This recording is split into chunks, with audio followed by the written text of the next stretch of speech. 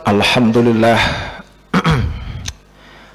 al-mukarramun, para alim ulama, sahabat-sahabat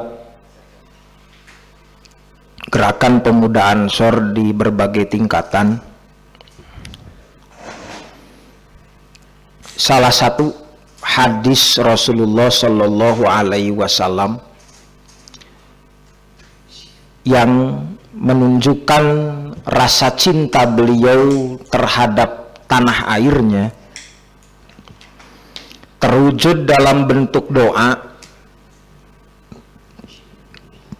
Allahumma habib ilainal madinah kahubbina makkata au asyadda. Ya Allah, tanamkan rasa cinta pada hati kami terhadap Madinah sebagaimana rasa cinta kami kepada Mekah, atau bahkan lebih daripada itu. Dari doa tersebut yang diriwayatkan oleh Imam Bukhari nomor hadis 5275, bisa kita pahami betapa Nabi mencintai tanah airnya. Imam Bukhari sebagai perawi hadis ini, yang mana nama asli beliau adalah Muhammad bin Ismail, mengekspresikan rasa cinta terhadap tanah air beliau. Beliau mengamalkan hadis itu dengan menamai dirinya sebagai Al-Bukhari. Al-Bukhari itu adalah daerah kelahiran Muhammad bin Ismail. Muhammad bin Ismail adalah perawi hadis yang beliau menyatakan, ahfadu mi'ata alfi hadisin sahih. Aku hafal hadis itu mencapai 100.000 hadis. Pemahaman yang dalam terhadap agama menumbuhkan rasa cinta terhadap tanah airnya. Rasulullah Shallallahu Alaihi Wasallam adalah hamba Allah yang mencintai tanah airnya. Muhammad bin Ismail pun sebagai perawi doa ini, beliau pun mencintai tanah airnya, dan beliau menisbahkan diri pada tanah airnya, yaitu Bukhara, dan lahirlah sebuah nama, namanya Al-Bukhari. Hal ini bisa kita pahami betapa para ulama yang mencontoh Nabi mencintai tanah airnya. Sehingga Ibnu Hajar Al-Asqalani dalam kitab Fathul Bari juz 3 mujallad tsalits jilid ketiga halaman 705 menyatakan, wa fil hadithi dalalatun ala fadlil madinati wa ala masyru'iyyati hubbil watani wal hanini ilaih. Dan di dalam hadis tersebut ada petunjuk bahwa adanya keutamaan Madinah dan disyariatkannya hubbil watan, rasa cinta terhadap tanah air, wal hanini ilaihi, dan rindu terhadap tanah air. Hal ini menjadi landasan jelas bagi para ulama, termasuk bagi ulama dunia yang mencintai tanah airnya, yaitu Indonesia, Hadratus Syekh Kiai Haji Muhammad Hashim minal iman. Bila kita gali secara dalam apa nilai dari hubbul waton minal iman, hubbul waton minal iman itu pada prinsipnya adalah mencintai tanah air adalah bagian wujud iman terhadap qada dan qadar Allah.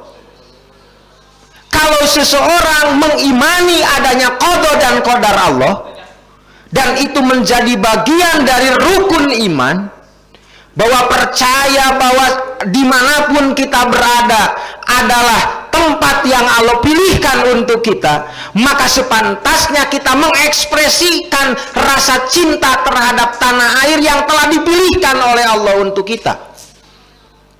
Nah, itulah inti dari hubbul waton minal iman, cinta tanah air yang telah dipilihkan oleh Allah, bagian wujud iman kita terhadap keputusan Allah.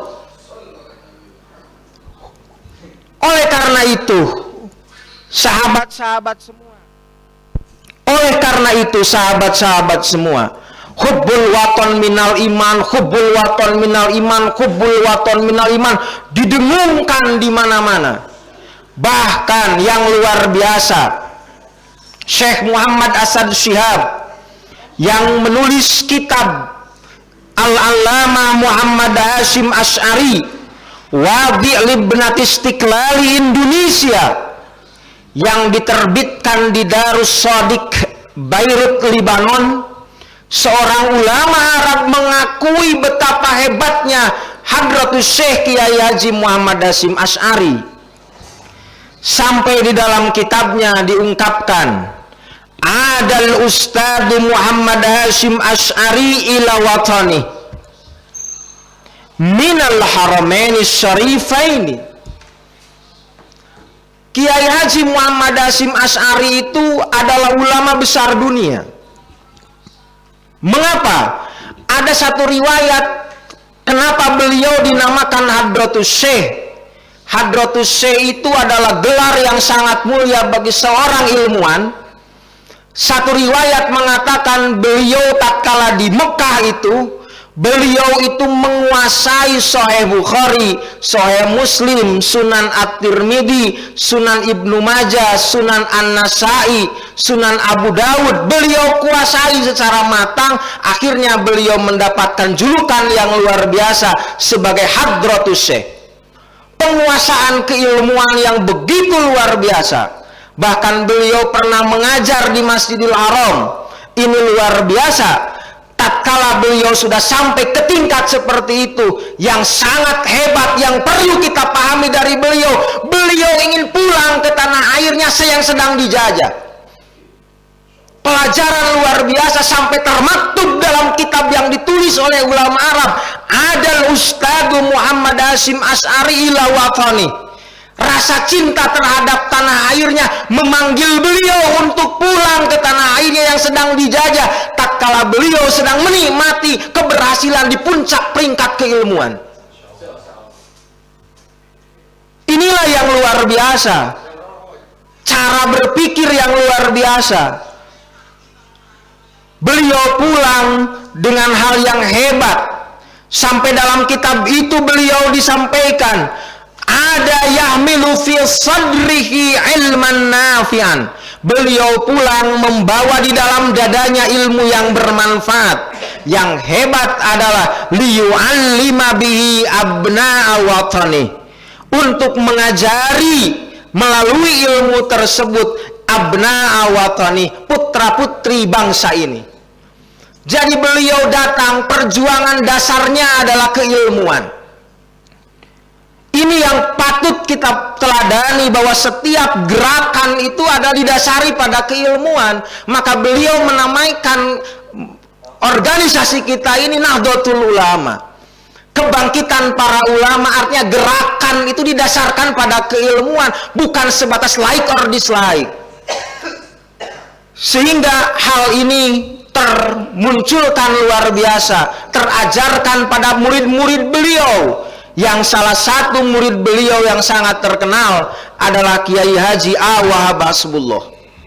Semangat keilmuan Hadratus Syekh, rasa cintanya terhadap tanah airnya terwariskan pada murid-muridnya, diantaranya Kiai Haji Wahab Hasbullah, yang beliau dengan gigih mendirikan Nahdlatul Waton, kebangkitan tanah air sebagai ekspresi kecintaan terhadap tanah air. Beliau itu yang luar biasa. Mulai pada waktu pertama itu menuliskan syair Subhanul Waton, yang pada waktu itu dicatat pertama kali oleh Abdul Halim pada waktu itu. kemudian mendapatkan kembali riwayat pada tahun 1934 yang diriwayatkan oleh Kiai Haji Maimun Zubair, yang memiliki makna yang mendalam kalau kita pahami syair tersebut. Mari kita bersama-sama untuk membacakan syair tersebut. Ya lal waton.